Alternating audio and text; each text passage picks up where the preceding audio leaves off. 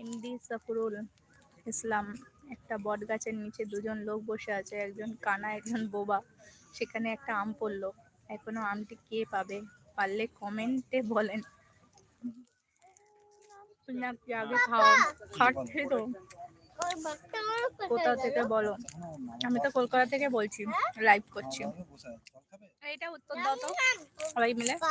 একটা বট গাছের নিচে দুজন লোক বসে আছে, একজন কানা একজন বোবা। বোবা বলতে পারবে না যে আম পড়েছে,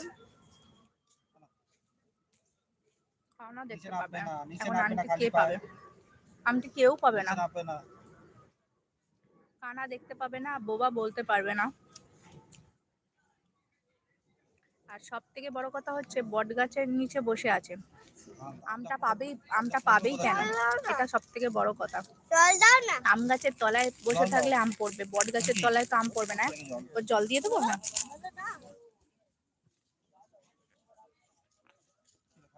বট গাছের তলায় আম পড়বে না দাদা, এটা হচ্ছে উত্তর। আমটা কেউ পাবে না, কারণ ওটা হচ্ছে বট গাছ। জল বার করছিস বাবু? এনে